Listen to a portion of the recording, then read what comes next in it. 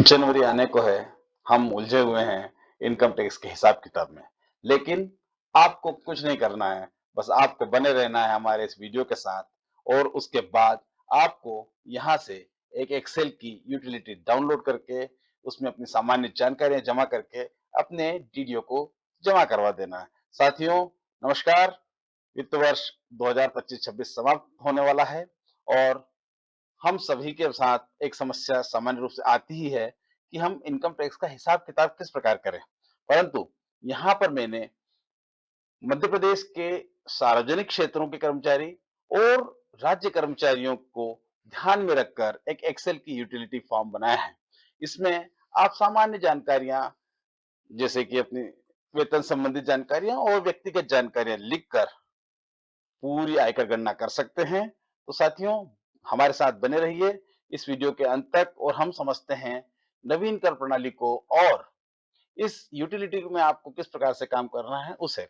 सबसे पहले हम नवीन कर प्रणाली के बारे में बात कर लें। साथियों, हम पुरानी आयकर प्रणाली के बारे में इस बार इसलिए बात नहीं कर रहे हैं क्योंकि पुरानी आयकर प्रणाली अब उतनी प्रासंगिक नहीं रह गई है और सरकार का भी यही प्रयास है कि अब हम लोग पुरानी आयकर व्यवस्था से या पुरानी आयकर प्रणाली से दूर होते जाएं और नवीन आयकर प्रणाली को अपनाएं। हाँ, निश्चित रूप से नवीन आयकर प्रणाली में उतनी बचत और छूट नहीं है, परंतु यह बहुत ही आकर्षक है। इसमें 12 लाख रुपए तक के वेतन को करमुक्त रखा गया है। यह करमुक्त हम जब बात करते हैं तो यह करमुक्ति सभी नागरिकों के साथ है जो भारत के नागरिक हैं, एनआरआई नहीं हो और जो शेयर में निवेश नहीं करते हैं उन पे ये व्यवस्था उनको ये लाभ नहीं मिलेगा। लेकिन जो भारत के इंडिविजुअल्स हैं, भारत के सार्वजनिक क्षेत्र में काम करने वाले कर्मचारी हों या भारत के शासकीय क्षेत्र में काम करने वाले कर्मचारी हों या निजी क्षेत्र के कर्मचारी हों, उन्हें इसका लाभ मिलेगा। आप समझिए कि किस प्रकार से काम करेगा। जब हम बात करते हैं 12 लाख की तो उसका आशय होता है एक अ, हम रिबेट की बात कर रहे हैं। सारी छूट और बचत को निकालने के बाद जो अंत में हमारा पैसा बचता है, अगर 12 लाख बचता है तो हमें कोई टैक्स नहीं देना है। लेकिन इसी टैक्स के साथ में एक और बेनिफिट हमें प्रदान किया गया है, वह मतलब मार्जिनल रिलीफ का है। मार्जिनल रिलीफ 13,45,588 रुपए तक जाएगा। यह सभी नागरिकों पर लागू है ना? उसके बाद इसमें नवीन आयकर प्रणाली में कर्मचारियों के संबंध में हम बात करें तो हमें स्टैंडर्ड डिडक्शन 75,000 का मिलेगा। साथ में दिव्यांग कर्मचारी हैं जिन्हें हैंडीकैप अलाउंस मिलता है, उनका भी जो भत्ता है वो करमुक्त रहेगा। ट्रेवल अलाउंस जो कर्मचारी हमारे शासकीय कार्य से आना जाना करते हैं उन्हें टीएडीए मिलता है, वह भी इसमें नहीं शामिल किया गया है, एग्जम्प्टेड है, इनको वेतन में शामिल नहीं किया गया है। इसके साथ ही जो नागरिक हैं, सभी के लिए मैं कहना चाह रहा हूँ यहाँ पर कि जो नागरिक हैं और जिन्होंने अपनी संपत्ति या मकान किराए पे दे रखा है और उसका उन्होंने लोन ले रखा है उस पर, तो वह भी हम यहाँ पर छूट में डिडक्शन में क्लेम कर सकते हैं, है ना? साथ ही साथियों, हाँ, निश्चित रूप से इसमें 80 सी से 80 यू तक के लाभ हमें प्राप्त नहीं है, लेकिन हमें 89 धारा 89 के अंतर्गत 10 ई लगाने का भी फायदा मिला है। इसका आशय है कि यदि हमें एरियर प्राप्त होता है तो हम पिछले वित्त वर्ष के करों के हिसाब से उस एरियर राशि की गणना कर सकते हैं।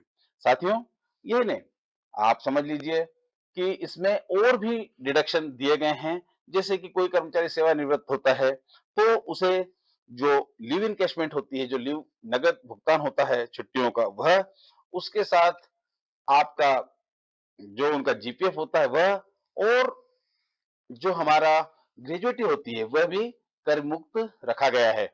साथियों, इसके लिए हमें फॉर्म भरना पड़ेगा।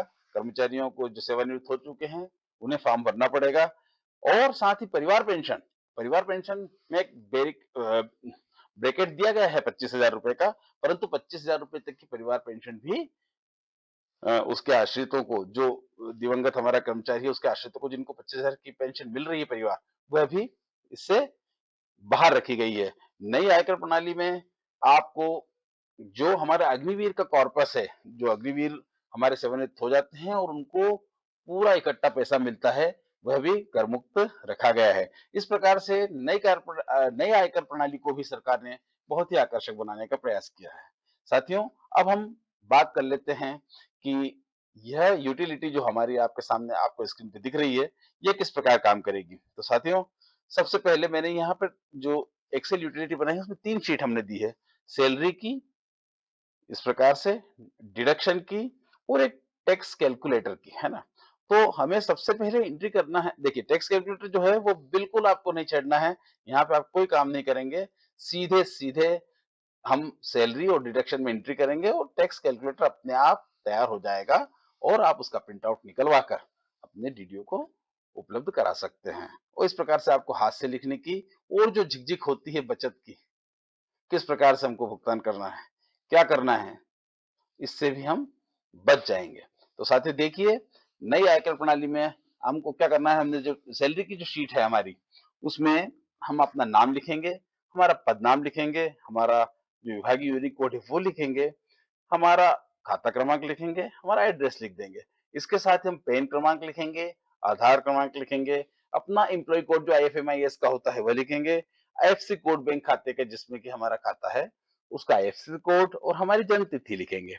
साथियों, ये बात समझ लें कि हमने यहाँ पर ये जो शीट तैयार की है, ये सभी कर्मचारियों को ध्यान में रख के की है और हमारे सार्वजनिक क्षेत्र के कर्मचारी जो छठे वेतनमान का भी लाभ ले रहे हैं अभी तक, उनको भी ध्यान में रख के की है, इसलिए हमने ग्रेड पे भी बनाया है और डीए भी लगाया है। आप देखिएगा यहाँ पर आपको हर महीने में 12 महीने जो हैं, उसमें सभी का वेतन आपको लिखना होगा। अलग-अलग क्यों? क्योंकि क्या होता है कि कई कर्मचारी हमारे जो हैं उन्हें जनवरी में इंक्रीमेंट मिलता है, कई कर्मचारियों को जुलाई में मिलता है। बहुत सामान्य बात थी कि मैं जुलाई में 1 इंक्रीमेंट लगाता और आपको एक ही बार एंट्री करके पूरा वेतन की शीट तैयार हो जाती। वो भी हम कर सकते थे, लेकिन हमने ऐसी व्यवस्था इसलिए नहीं की है क्योंकि हर कर्मचारी की स्थिति अलग है, कोई निलंबित होता है, कोई कर्मचारी को क्रमोन्नति का लाभ मिलता है, वेतन बदलता है। इसलिए हमने इसमें एक छूट प्रदान की है, उसको सुविधा प्रदान की है कि वो हर महीने के अलग-अलग वेतन की एंट्री कर सकता है। डीए की एंट्री अलग-अलग कर सकता है, गृह भाड़ा भत्ता की एंट्री कर सकता है। डिसेबल कर्मचारी हमारे जो दिव्यांग साथी हैं, उनको अगर कन्वीनियंस अलाउंस मिलता है, तो वह यहाँ भुगतान कर सकते हैं। कोई अन्य भत्ता आपको अगर मिल रहा है, तो उसकी भी आप यहाँ पर एंट्री कर सकते हैं। एम्प्लॉयी कई डीडीओ हमारे होते हैं, जो सरकार का अंशदान 14% होता है, उसको भी गणना में लेते हैं। तो वह भी आप यहाँ पर एंट्री कर सकते हैं। उसके बाद अगले कॉलम में टोटल आपको सकल आय आपकी जुड़ जाएगी। उसके बाद यहाँ डिडक्शन प्रारंभ हो जाता है। डिडक्शन में क्या होता है कि आपको जीपीएफ एनपीएस का हमने विकल्प दिया है। कारण क्या है कि जीपीएफ जो होता है, वह कर्मचारी के मूल वेतन के 12% को भाग को ही अंशदान में शामिल किया जाता है और लेकिन एनपीएस जो होता है, कर्मचारी के मूल वेतन प्लस महंगाई भत्ता का 10% होता है। इसलिए हमने दोनों का अलग-अलग विकल्प एंट्री करने का लिखा है। यहाँ पर आप जीआईएस ग्रुप इंश्योरेंस स्कीम जो होती है उसका एंट्री कर सकते हैं। नेट यहाँ पे बन जाएगा। उसके बाद हम प्रोफेशनल टैक्स जो हमारा कटा है, जिसको हम व्यक्तिकर बोलते हैं वह और जो हमारा आयकर है, उसका भी यहाँ पर हम हिसाब-किताब लिख सकते हैं 12 महीने का। उसके साथ हमने एरियर के 5 कॉलम दिए हैं, एरियर की आप एंट्री कर लेंगे, बस। उसके अलावा आपको कुछ नहीं करना है। सेकंड शीट में हमारे आ जाना है। अगर आप दिव्यांग कर्मचारी हैं तो यहाँ आप एंट्री आ जाएगी। यहाँ हम 2 तरह की अ, डिडक्शन और कुछ ए एड एड एडिशन भी हम करेंगे। डिडक्शन में हम क्या करेंगे कि अगर हमने अ, 80 सीसीडी 2 का है तो अपने आप आ जाएगा। टीडीएस अगर देखिए डिडक्शन इस चीज़ में हमको क्या करेंगे, हम यहाँ डिडक्शन भी करेंगे और एडिशन भी करेंगे। गृह संपत्ति का किराया अगर आपने दिया है आपको प्राप्त हुआ है, तो आप यहाँ उसकी एंट्री कर सकते हैं। गृह कर जो आपने नगर पालिका को दिया है, नगर निगम को दिया है, तो यहाँ उसकी एंट्री कर देंगे। गृह ऋण का ब्याज यदि आपने संपत्ति किराए पे दी गई हो और आपको आय हो रही है, तो आप यहाँ गृह ऋण का ब्याज लिख सकते हैं। 14% जो कर्मचारी का नियोक्ता का अंशदान है, वो यहाँ आ ही जाएगा। टीडीएस जो आप अलग से विथड्रॉल करते हैं, या आपको कहीं से आय हुई है, या आपने एफडी कटाई है और टीडीएस कटा है। एफडी हमने पूरी हो जाती है, आरडी हमारी पूरी होती है, निकालते हैं, तो जो टीडीएस हमें मिलता है 14%, 10%, 12% जो भी बैंकों का या शेयर बाजार का नियम है उनका, उसके हिसाब से काटते हैं, तो वो यहाँ लिखेंगे, है ना? उसके बाद आप एरियर में हमने राहत अगर प्राप्त करी है, 10 ई फॉर्म लगा के, तो उसकी एंट्री यहाँ कर देंगे। अन्य स्रोतों से आए जैसे गिफ्ट से या टीएडीए हमें प्राप्त हुआ है परिवहन भत्ते का, तो उसकी एंट्री कर देंगे। बैंक से प्राप्त जो ब्याज है उसके भी यहाँ एंट्री करेंगे। उसके बाद क्या होगा कि यहाँ पर आपकी पूरी गणना स्वतः आ जाएगी और आप आसानी से प्रिंट निकाल के हस्ताक्षर करके अपने डीडीओ को उपलब्ध करा सकते हैं। साथियों, यह हम नई आयकर प्रणाली के बारे में बात कर रहे हैं। आयकर प्रणाली, नई आयकर प्रणाली में न सिर्फ टैक्स स्लैब में परिवर्तन किया गया है, उसमें टैक्स की दरों में कमी भी की गई है। पहले हम जानते हैं कि 15 लाख पर ही 30% का स्लैब प्रारंभ हो जाता था। अब यही 30% का स्लैब 24 लाख के बाद प्रारंभ हो रहा है। हमें 4% जो शिक्षा और स्वास्थ्य उपकर है वो तो देना ही है, लेकिन जो 50 लाख से अधिक के जिन कर्मचारियों को या जिन इंडिविजुअल्स को आय हो रही है, तो उसको सरचार्ज भी इसमें साथ देना होता है। तो यही हम इस प्रकार से इसको समझ लें, इस यूटिलिटी को समझ लें। हमने थोड़ा-सा सामान्य चर्चा भी की है इनकम टैक्स के नियमों के संबंध में। अगर आपको लगता है कि कोई समस्या आपके साथ है, आप हम उस चीज़ का समाधान नहीं कर पाए हैं, तो आप कमेंट में हमें आपके सवाल लिख सकते हैं या आप मुझे मेल भी कर सकते हैं और इसके अलावा हम आपको हर आपकी समस्याओं का समाधान करने का प्रयास करेंगे।